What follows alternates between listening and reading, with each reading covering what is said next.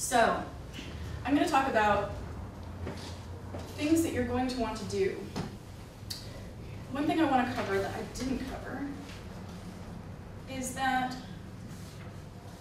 you are going to be taking a look at things either from an individual perspective, like for career building, or just for personal use, or just for getting sex information out there from your own personal perspective, or you're going to be looking at things from a group perspective. So what you want to do for your organization, or what you want to do for the people that you work with. So one of the things that you're going to want to think about, first of all, and I'm going to give you a couple of points here, and one is intent. So basically, it's create a message and stick to it. One of the main things that you should always do is create a message of intent and create a statement, essentially, for yourself. You don't even need to necessarily put it out there. But basically what I mean is a set of guidelines about what it is that you do and what it is that you don't do. Things that you're willing to do and things that you're not willing to do. And a lot of people who are in this audience who are very familiar with negotiation will understand kind of where this is going. Also, do you have a persona? If you're part of a group, then you're part of the group. But if you're doing this as an individual, you need to think about what sort of stamp you're leaving as a person in the world, because everything that you do is going to be seen by everyone. Eventually, someone with too much fucking time on their hands is going to put together everything about you and put it somewhere. So you need to decide early on what you're going to have public and what you're going to have private. The things that you want to keep private, do not share with the world.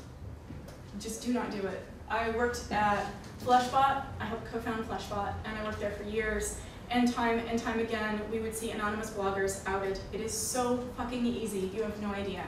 So if you're going to do private things, don't put them online. Just don't do it. And make decisions about where those areas cross over, because little pieces of information can leak everywhere. It's crazy. So if you want to create your statement of intent with the group, think about it. Are you focused on a message? Are you focused around a cause?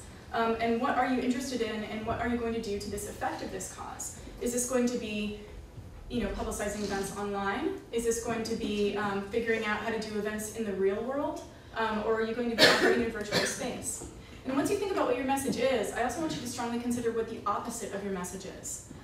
Partly because it's easy to define yourself by understanding what the opposite is, but also because people may come and paint you with that brush. And you want to make sure that you kind of have your castle fortified.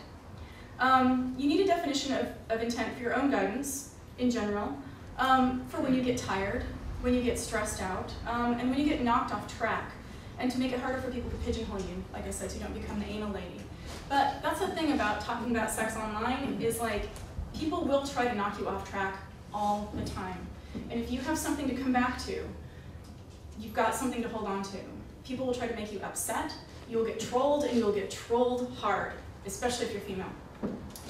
And if you have something and you start to feel upset and you feel like reacting, or you feel like it's just not worth it, or or you find yourself in a situation where you're talking to people, like a group of people, or you're on camera, and you start to get knocked off by someone trying to get you to say something that you didn't intend to say, just circle back to what your overall intent is, and that will guide you. It's like sex positivity.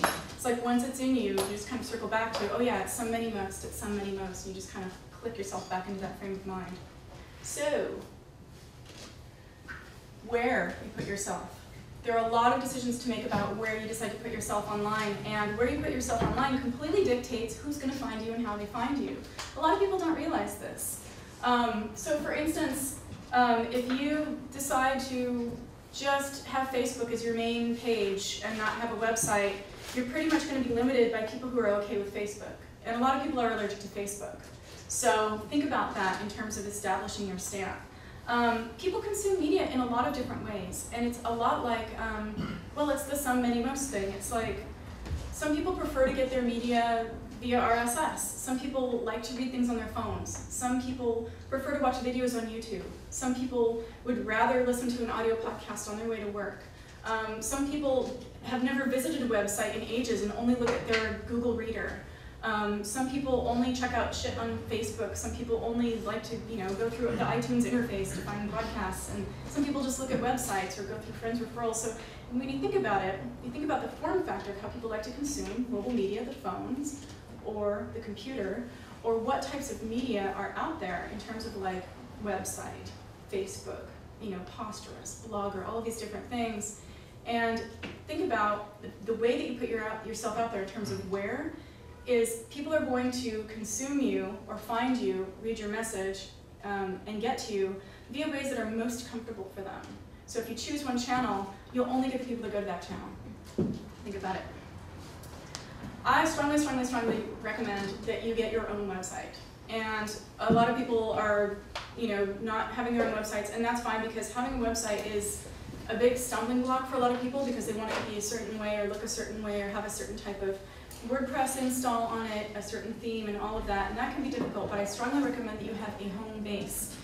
The reason that I recommend this is because as a person who talks about sex, as a sex educator, if you end up in the sex pigeonhole and your only outlet, or the only way that people are finding you, or even the only way you're getting speaking gigs or work, or your references are through your LinkedIn page, and something happens with LinkedIn and LinkedIn decides that you violated your terms of service, you're fucked. If you have your own website and it's hosted in a place that's okay with your content, you've got a base. And also what it does is it gives people something to link to. And this is one of the most important points that I'm going to keep driving home over and over again, is that if you want to participate in the online culture and you want to be seen as a resource and you want to be, out there, you need to have something that people want to see. You need to give them something to link to. And so often happens with porn websites where they'll be like, yeah, we've got this great thing, and I get these press releases and like, oh, you should really write about it on, in your column or this, or on Fleshbot or whatever. And then I go there and it's just a page with nothing there. And I'm like, why should I link to this? A lot of people are going to be asking that, why should I link to it? What do you have to link to? So having a home base, having a website is a really, really good thing to have. It's really important. It's a pillar.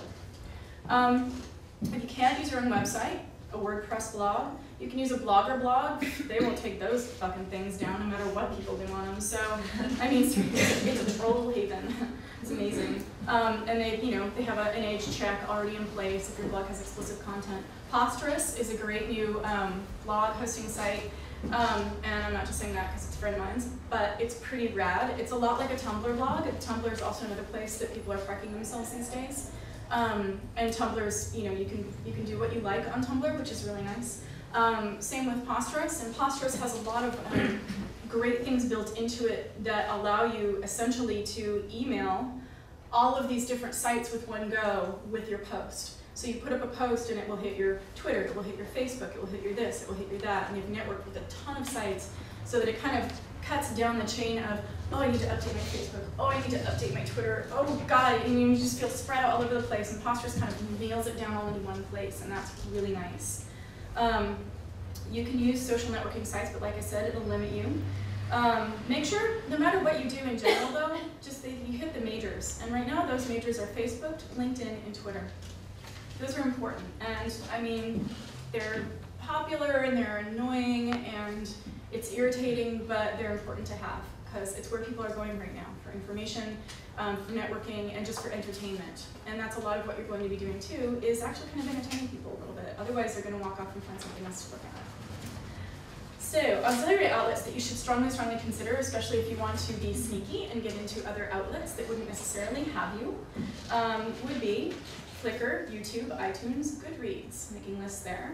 Amazon, you can publish yourself on Kindle. It's great. It puts you in the Amazon database. It's fantastic. Tumblr, Posterous, like I said, local or national event websites, video community sharing sites if you're doing video. So Quick 12 Seconds and Roboto are excellent. Podcasting communities like Podcast Alley and Libsyn. Specific sex networking sites, I'm sure you're all familiar with FetLife, and there's also Openly as well, which is the Kinky Salon Mission Control one. And the thing is, what's interesting is, if you decide that you don't like any of these social networking sites, they're great for branching out and being viral and putting your own, just your persona on there and having a personality out there. And if you don't like them, you can create your own.